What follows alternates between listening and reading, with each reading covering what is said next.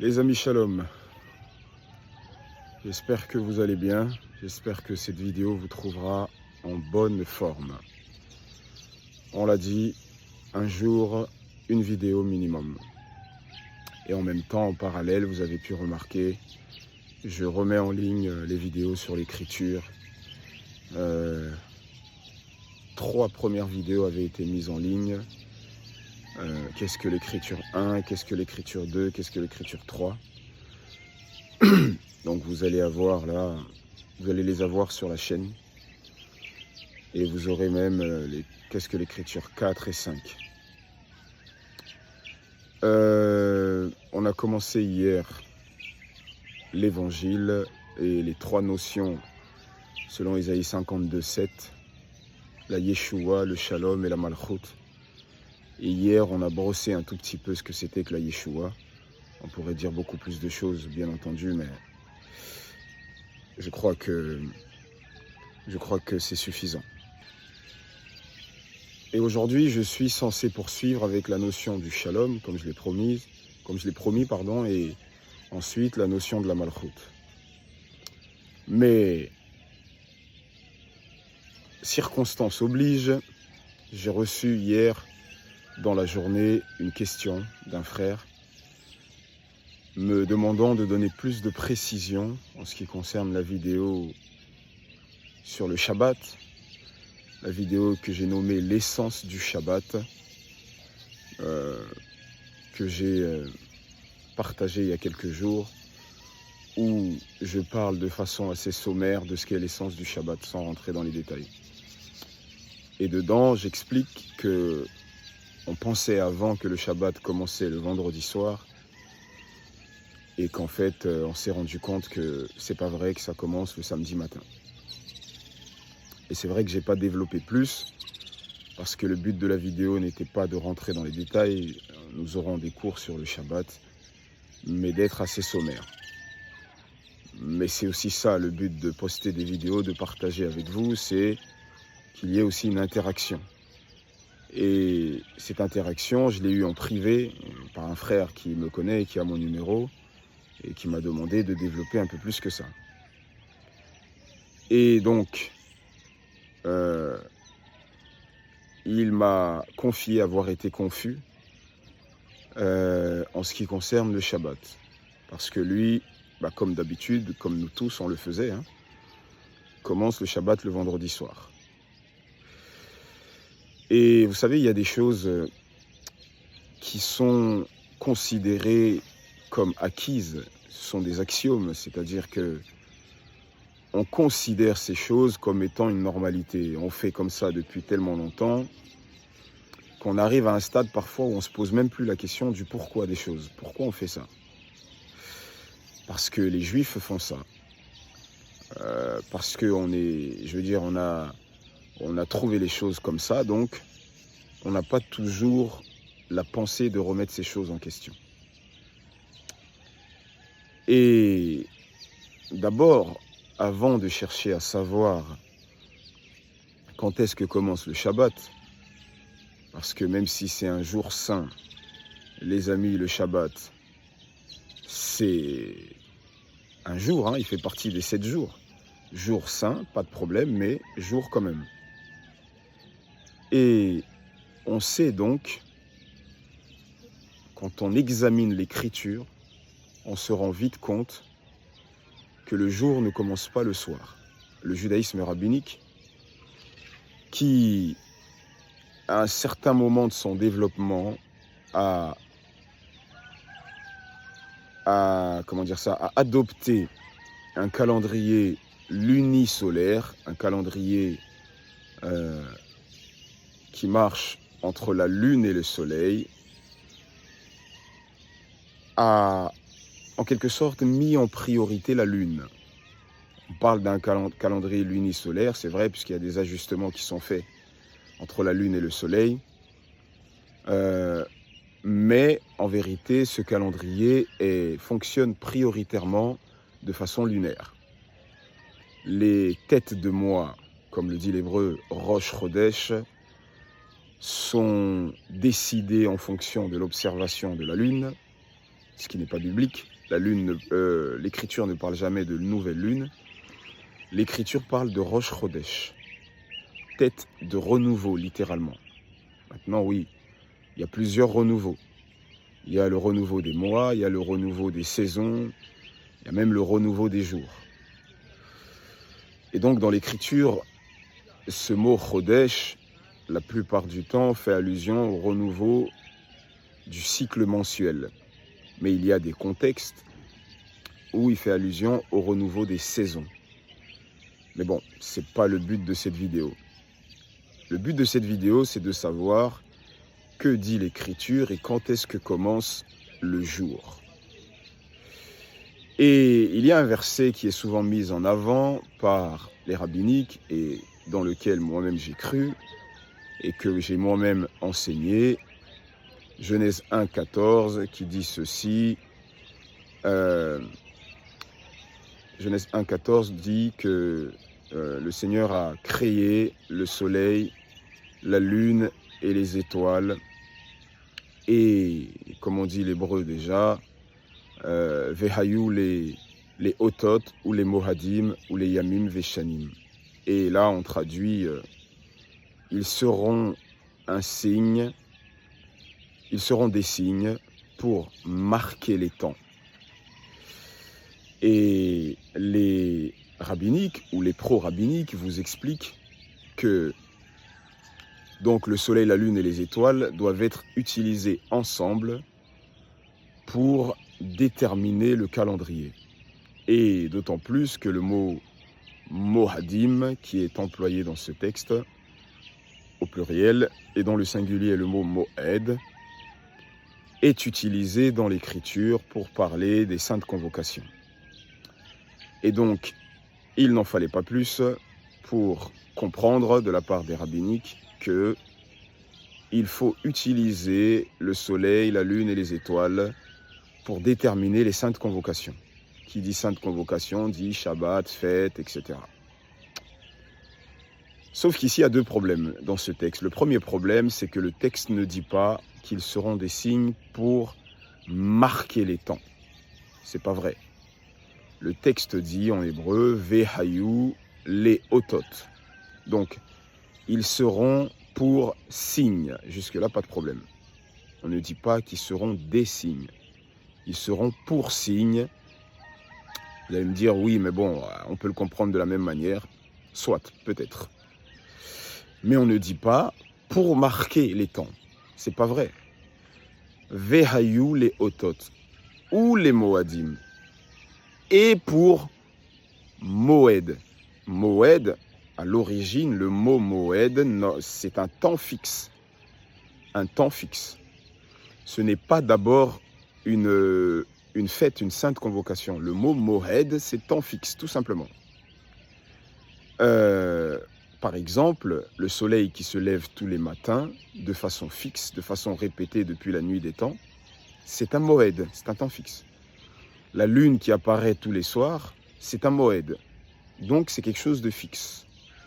Donc lorsque le texte nous dit que la lune, le soleil, les étoiles seront pour signe et pour Moed, on ne parle pas ici d'une fixation des saintes convocations. Non. Et on ne dit pas pour marquer les temps. C'est pas écrit ça dans le texte hébreu. Ça c'est une traduction fallacieuse. Donc ils seront pour signe, pour temps fixe, pour jour et pour les années. Donc, qu'est-ce que signifie ce texte? Ce texte nous enseigne que le soleil, la lune et les étoiles sont là pour être des signes, pour être des temps fixes, pour être pour les années, et pour les jours. C'est tout ce qu'on nous dit. On ne fait allusion ici à aucune fête, aucune sainte convocation. Et parce que le mot Moed signifie temps fixe, tout simplement. Maintenant, à partir de là, on a développé l'idée dans le rabbinisme qu'il fallait accorder la lune, le soleil et les étoiles pour pouvoir décider du calendrier. Et donc, on a créé un calendrier qui est artificiel, qui n'a jamais été le calendrier des Israélites. Et on a fait de ce calendrier un calendrier qui est celui qui existe aujourd'hui. Et on a mis la lune en priorité, puisque comme je l'ai dit, on décide du début des mois en observant la lune, et encore qu'aujourd'hui, on ne l'observe plus, c'est déjà décidé depuis des années, on a mis un système en place qui fait qu'on sait quand est-ce que sera le début du mois, etc., dans le judaïsme rabbinique. Dans certains courants nazaréens, on continue encore à l'observer chaque mois, etc. Bon, bref. Et on a mis la lune en premier, donc on commence le jour le soir. Quand le soir arrive et que le soleil se couche, c'est le nouveau jour. Le rabbinisme fonctionne comme ça, et forcément les courants nazaréens fonctionnent comme ça. Et donc, le soir, c'est le nouveau jour avec cette justification. Il eut un soir, il eut un matin, ce fut le premier jour, ainsi de suite. Et donc la justification, c'est celle-ci. Il eut un soir, il eut un matin. On cite le soir en premier. Donc à partir de là, quand le soir commence, c'est déjà le jour suivant. Et c'est ce que j'ai moi-même enseigné parce que c'est ce à quoi j'ai cru moi-même. Et en vérité, quand on regarde plus en profondeur, on réalise que les choses ne sont pas aussi simples que ça. Et merci aux découvertes des manuscrits de la Mer Morte qui nous éclairent un peu plus sur cela. Lorsqu'on prend le livre des Jubilés, au chapitre 2, versets 8 à 9, on nous explique justement la création des astres, soleil, lune, étoile.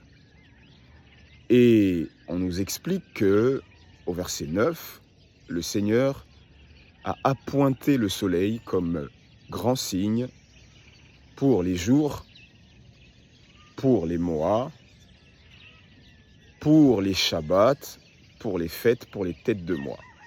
Donc là-bas, c'est très clair. Le soleil est l'astre qui donne le coup d'envoi au jour, aux mois, aux années, aux fêtes, aux shabbats. Dans le livre d'Enoch, au chapitre 41, du verset 5 à 7, et plus précisément au verset 6, on nous apprend là-bas qu'Enoch a été ravi en esprit et qu'il a vu les astres, comment ça fonctionne. Et donc il a regardé la course des astres, et notamment du soleil et de la lune.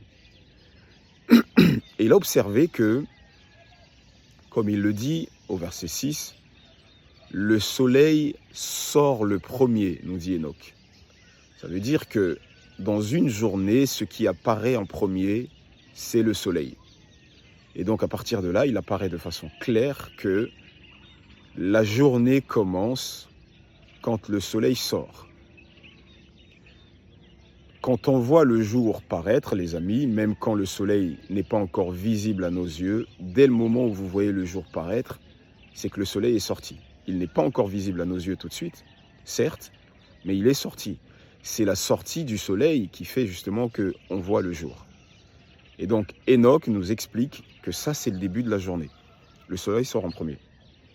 Et c'est pourquoi il est dit dans Jubilé 6, versets 31 à 33, que les enfants d'Israël se tromperont dans le calendrier. Ils délaisseront le calendrier de 364 jours et ils feront des observations de la lune et ils iront faussement pour les années, pour les têtes de mois, pour les fêtes, etc. Jusque-là, ça ne me dérangeait pas. Ce qui me dérangeait, c'était de dire qu'ils iront faussement pour les shabbats. Qu'on me dise qu'ils aillent faussement pour les têtes de mois, c'est logique. Dès le moment où ils décident de suivre la lune au lieu de suivre le soleil, comme le dit l'Écriture, c'est logique qu'ils se trompent, puisque le cycle lunaire a 354 jours tandis que le cycle solaire, en tout cas tel qu'il est décrit dans le calendrier, a 364 jours. Certains diront non, c'est un peu plus. Enfin bref. Mais le texte des Jubilés nous annonce que forcément il y a 10 jours de retard par mois entre le cycle solaire et le cycle lunaire. Le cycle lunaire a 10 jours de retard. Et donc, ce qui va se passer, c'est que... par an, pardon, j'ai dit par mois. Ce qui va se passer, c'est qu'au bout de 3 ans, on va avoir 1 mois de retard. Et c'est ce qui fait que dans le judaïsme, il y a ce qu'on appelle Shana Meuberet, c'est-à-dire, on traduit ça par une année embolismique. Donc tous les 3-4 ans, on va ajouter un 13e mois. Ce qui n'est pas biblique d'ailleurs. La Bible témoigne toujours de 12 mois. Et donc, on a le livre des Jubilés, chapitre 6, versets 31-33, qui nous dit qu'ils iront faussement pour les Shabbats. Alors je me suis posé la question, mais qu'ils aillent faussement pour les mois, pour les têtes de mois, pour les fêtes, c'est logique, dès le moment où ils suivent un calendrier lunaire. Mais pourquoi tu dis qu'ils iront faussement pour les Shabbats? Puisque, historiquement, on peut observer que le Shabbat a toujours eu lieu le samedi. Même si les noms des jours qu'on a aujourd'hui, de lundi à dimanche, nous sont hérités des Romains, d'une façon un peu artificielle, hein, mais historiquement parlant, c'est quand même assez attesté que le Shabbat a toujours eu lieu le samedi. Alors comment peuvent-ils aller faussement pour les Shabbats à partir du moment où ils respectent le Shabbat tous les samedis? Eh bien, j'ai fini par comprendre. Ils peuvent aller faussement pour les Shabbats parce que en faisant débuter le jour le soir, qu'est-ce qui se passe? Eh bien, il se passe que ils vont commencer le Shabbat plus tôt que prévu et forcément, ils vont finir le Shabbat plus tôt que prévu puisqu'ils vont le finir le samedi soir. Ils vont faire ce qu'ils appellent la Havdalah. Et donc, dit le texte des Jubilés, ils feront donc d'un jour profane un jour saint, et d'un jour saint un jour profane. Ben oui, puisque en commençant le vendredi soir alors que ça commence le samedi matin, ils anticipent le jour saint. Or, le jour saint commence le samedi matin. Eux, ils commencent le vendredi soir. En finissant le samedi soir, ils anticipent la fin du jour saint et le retour du jour profane, alors qu'on est encore dans le jour saint. Et donc le véritable Shabbat biblique, comme le véritable jour tout simplement, commence le samedi matin et finit le dimanche matin. C'est le véritable Shabbat. Dans Exode chapitre 10, au verset 4 et au verset 13, le Seigneur dit à Moshe de dire au Pharaon que demain, il fera venir des grenouilles, si ma mémoire est bonne, sur tout l'étendue du pays. Ou des sauterelles, je ne sais plus très bien, mais je l'afficherai le verset. Et il nous est dit que le Seigneur a fait souffler un vent toute cette journée-là et toute la nuit.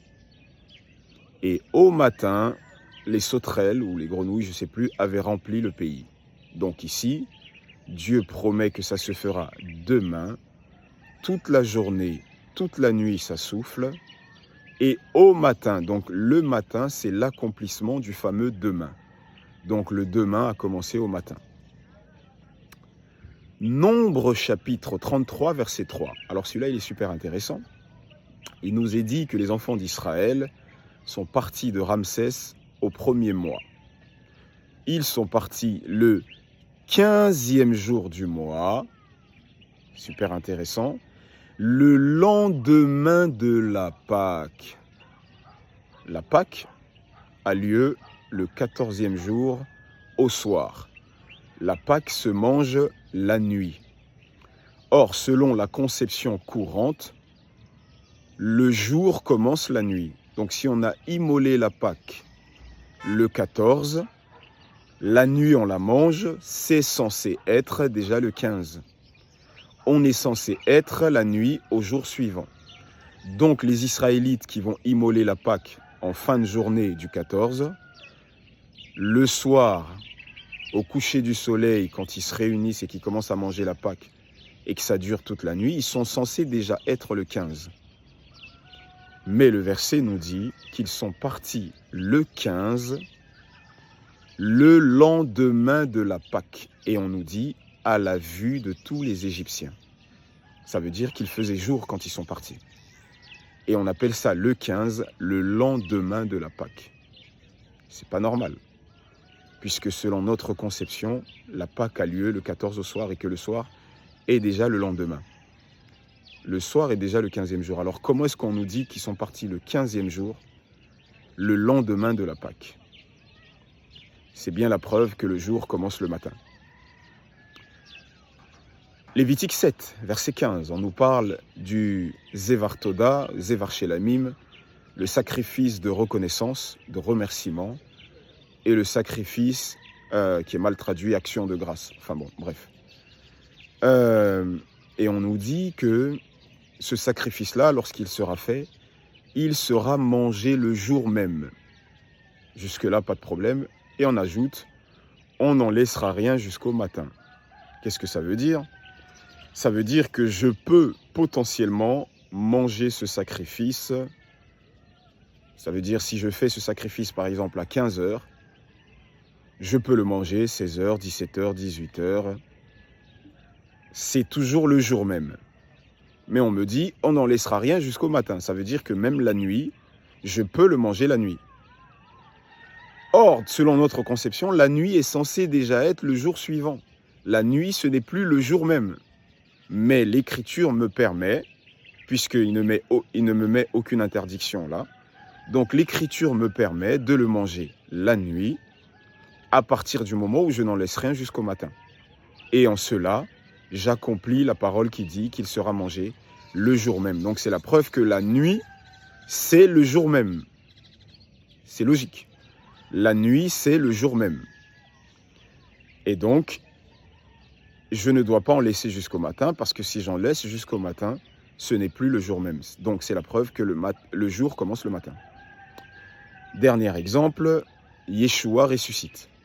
Il nous est dit qu'il est ressuscité le premier jour, enfin, il n'est pas ressuscité le premier jour de la semaine, mais les femmes qui sont allées au tombeau ont constaté sa résurrection le premier jour de la semaine.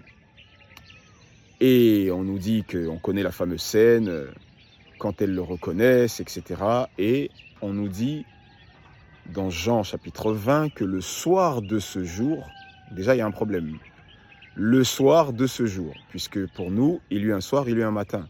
Le jour commence le soir. Donc, le soir, on est censé être le jour suivant. Donc, quand on dit le soir de ce jour, c'est déjà contradictoire avec les croyances que le jour commence le soir. Puisque le soir, ça ne peut plus être de ce jour. C'est du jour suivant. Mais le texte nous dit le soir de ce jour, qui était le premier jour de la semaine, Yeshua se présenta au milieu d'eux. Donc il y a un problème. Il y a un problème. Le soir de ce jour, c'est pas logique. C'est pas logique. Ok? Puisque le soir est censé être le jour suivant. Et donc, c'est clair. Il apparaît clairement ici que le jour ne commence pas le soir, il commence le matin. Et donc, on a ici une conception qui nous paraît normale, parce que ça s'est fait comme ça depuis fort longtemps, et c'est difficile dans les mentalités de remettre cela en question. Mais pourtant, une analyse des textes, une analyse des mots, nous montre qu'on fait fausse route. Voilà. Et donc, voilà la réponse à mon cher frère. Nous célébrons le Shabbat le matin, tôt le matin. Le lever du jour marque le début du Shabbat. On célèbre le Shabbat toute la journée, toute la nuit, et le lever du jour suivant marque la fin du Shabbat. Et on fait pareil pour toutes les fêtes, dorénavant. Et donc, les amis, voilà pour la petite mise au point. Shalom à vous et à bientôt. Demain, je ferai la vidéo sur le shalom, la notion du shalom. Et puis, on continuera comme ça. À bientôt, shalom.